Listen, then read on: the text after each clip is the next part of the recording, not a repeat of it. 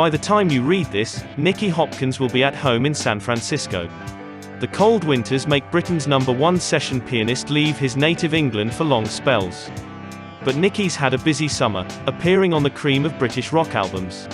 Tall, thin, and with eyes that peer through you in conversation, Nicky talks about his work with the superstars of the rock world without pretensions. In the front room of his Epsom Semi stands a grand piano and a Fender amplifier. Most of his things have been shipped out and just one record lies by the turntable, Let's See Action, by The Who.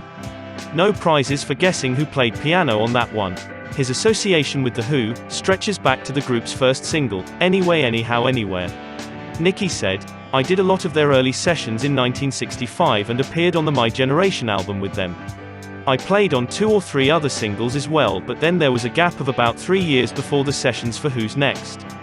It's me on piano in Song Is Over, and getting in tune. They are incredible to work with because they haven't got hang-ups like some people have. Their material is so strong, but it's basically down to me what I play on their records. Pete brings demos in for us to listen to, but the piano bits are basically my own. Some of his demos are incredible, they sound better than the finished project. Pete told me that if I ever wanted to be in a band permanently, they would like me to consider them first.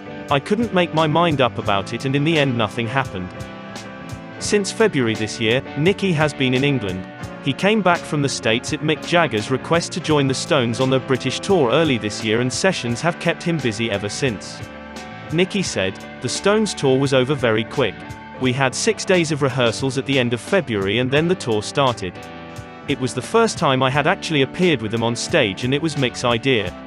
There were hassles, but the tour was enjoyable all the same." Next came a series of album sessions. First it was Jim Price's solo album, which was recorded at Jagger's house at Newbury in the Stones' mobile studio. Ringo star Klaus Voormann and Jim Keltner were also involved. Then it was Bobby Key's album sessions at Olympic and Command Studios. Here the list of names is even more impressive.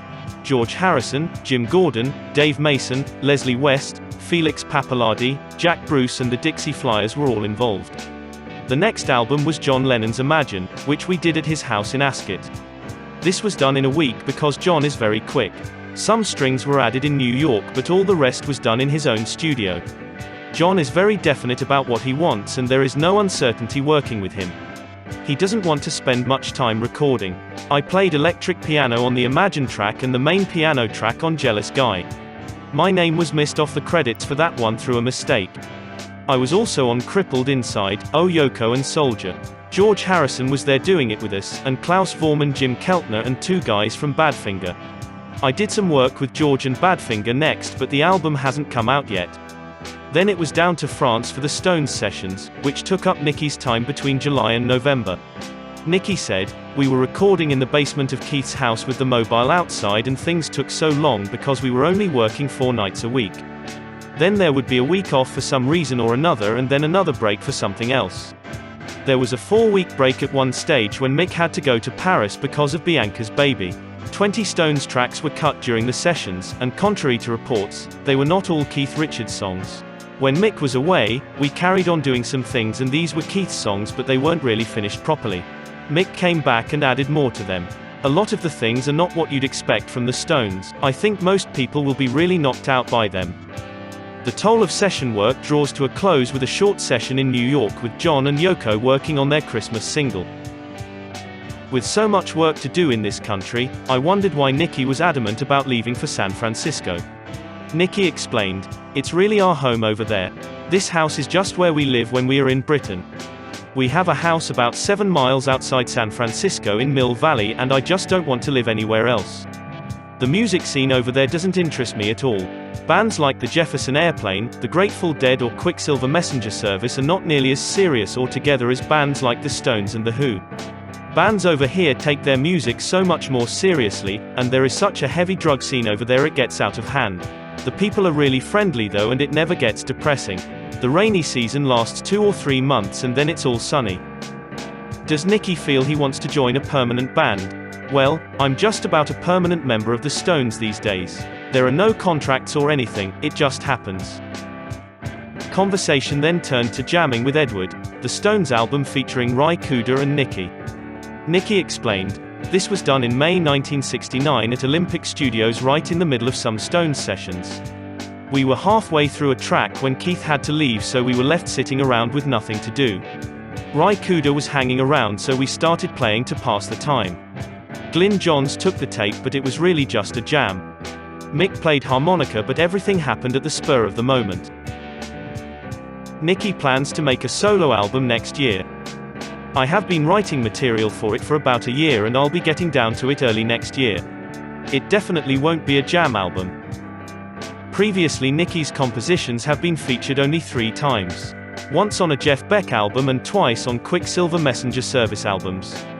With the wealth of experience behind him, which artists does Nicky enjoy working with the most? Nicky said, "It's difficult to say, but I think The Who. They're such a great crowd and they have no hang-ups between them. The Stones must follow a very close second because their music is so incredible. But George Harrison always knocks me out. The first time I met him was on a Jackie Lomax session, and it was just like meeting my brother with him. Our birthdays are very close. February 23rd is his birthday and mine's on the 24th, so that might explain it." This was Nicky Hopkins in 1971. But now, let's get further back, to 1967.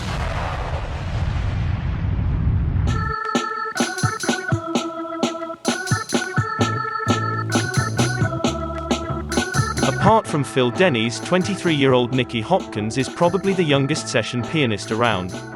And he only lives a mile away from Phil. That's in Wembley. It was here that he first took to the piano. He started tinkering around when he was 6 years old, so his parents asked him if he would like to take lessons. Nicky agreed, and for the next 6 years went regularly to a local music teacher. He then took an exam for the Royal Academy of Music, passed, and studied there until he was 16. The music he was taught at the academy was strictly classical, but slowly a love of more modern music evolved. He decided that the pop world was for him, and decided to get a job. It proved to be more difficult than he thought. He had visions of working for a music publisher, but couldn't find a vacancy, and ended up in a solicitor's office. That lasted a grand total of 3 months. While he was working there, he started doing a few gigs with the then unknown Screaming Lord Sutch, and this prompted him to leave his job. This was what he wanted. Whereas most other groups were playing Shadows numbers, Sutch was doing all the rock gear.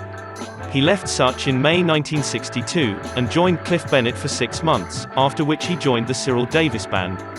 Then something happened that could have made the Nicky Hopkins story completely different. He was in hospital for a year and a half. He had no less than 14 operations on his stomach, and even when he left the hospital, he had to take it easy for some time. Nicky said, "I honestly didn't know what to do. I wanted to start playing again, but traveling was definitely out. Then I got a phone call from some friends who wanted a pianist for a session. I jumped at the chance. As far as I can remember, the session was a flop commercially, but I met someone who has helped me tremendously. Glyn Johns.